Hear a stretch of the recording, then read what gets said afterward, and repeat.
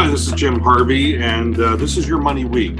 Today, I want to talk about retirement and 10 common retirement mistakes that a lot of people make. But let's take a look at retirement in its modern day context, because retirement isn't the same as it used to be for like my parents or your parents, where somebody retired, put their feet up and sat back and might not live very long, whereas now things have changed. So in a sense, we've all been planning for retirement since we started working.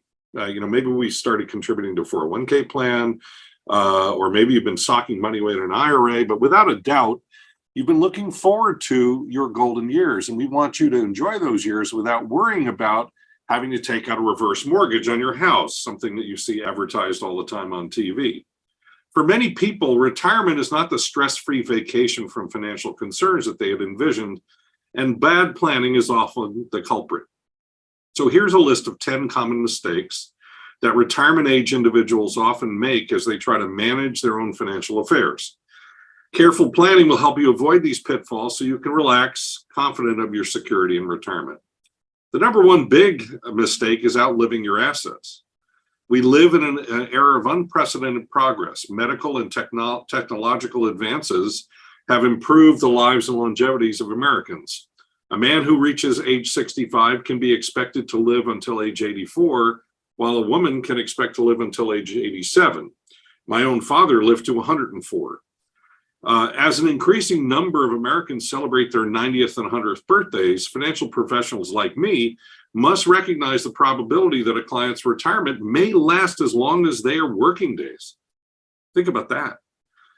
How to ensure retirement income for 30 to 40 years after your last paycheck must be the focus of your advisor and you. Second is favoring accumulation over distribution. What do we mean? Well, it means that we've spent our entire lives trying to grow our assets. Now it's time to draw down on your accounts. And while this may appear to be a simple matter of selling a particular stock, there is something of an art to taking distributions. Determining which assets to liquidate and when to do so requires careful analysis of projected returns, income streams, and taxable consequences. We also believe that annuities figure prominently in that because of their ability to make a payment to you, even if there's nothing left in the account. The third mistake is ignoring the effects of inflation and taxes. So a couple may say, all we need is $60,000 a year for the next 20 years. It's very simple. Unfortunately, this may not be the case. Assuming a 4% inflation rate for the next 10 years, which I think is probable, the couple would need almost $90,000 if they want to maintain their current lifestyle. If they live for 20 years, they would need to draw more than $130,000 after year 19, all because of inflation. And then don't forget that if a lot of your money is coming out of IRAs or 401k plans or other qualified accounts, you also have to pay taxes.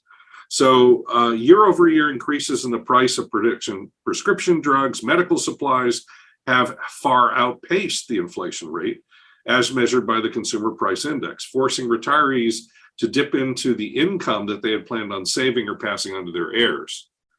Prudent financial guidance requires that you factor in the real value of your asset growth and income needs, and that includes not only inflation, but the taxes you have to pay.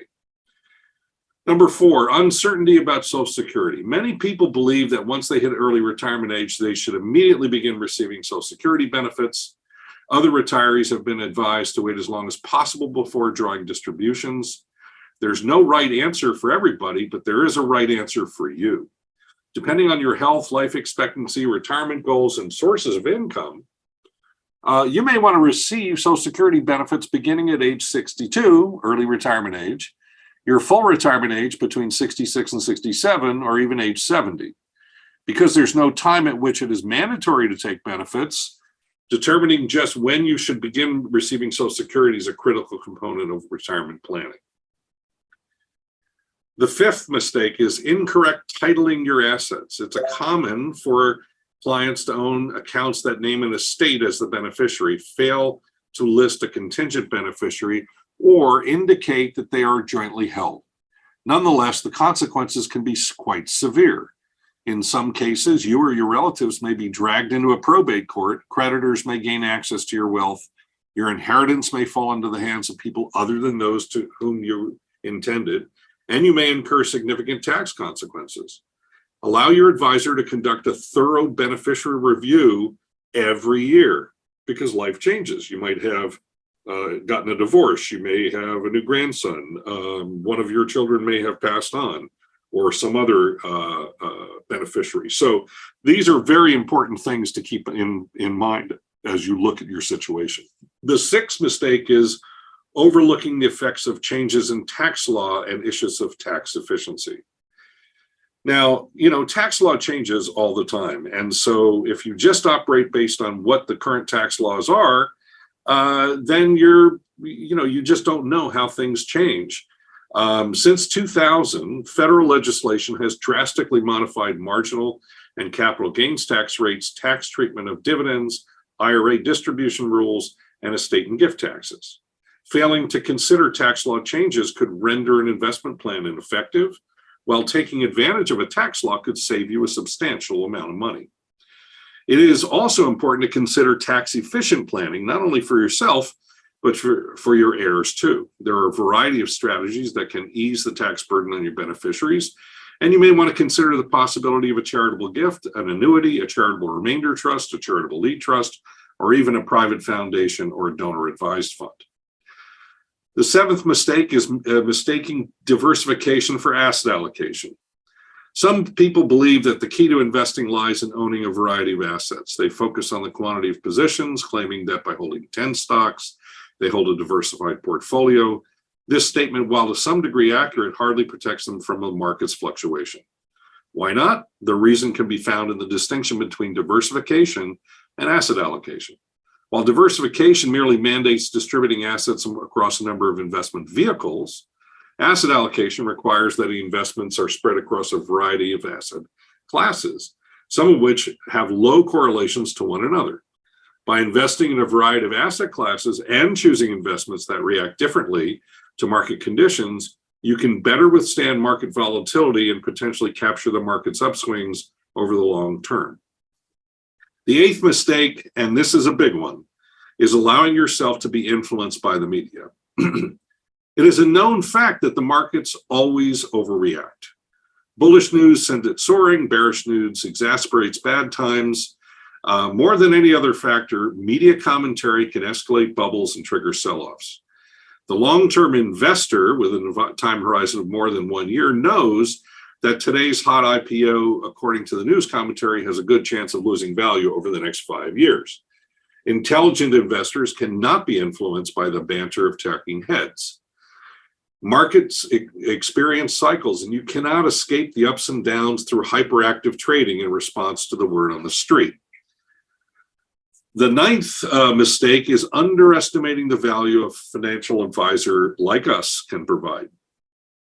Do-it-yourself is a theme in today's market, let's face it. Do-it-yourself investors often believe that their retirement needs are met. Despite their confidence, many of these individuals are unprepared for the future and lack a clear financial plan. Unaware of the various insurance and investment products specifically designed for retirees, unfamiliar with the tax laws and asset allocation theories, and unqualified to act on their own as their own distribution specialist, these investors often find themselves in difficult situations. You might be a superstar at your job, but you are probably ill-equipped to formulate an effective retirement plan for you and your family. This is why it's so important to seek the guidance of a financial professional. And finally, 10, not getting an annual financial checkup during retirement. The world is constantly changing. Tax laws are modified. New products are introduced and products evolve over time.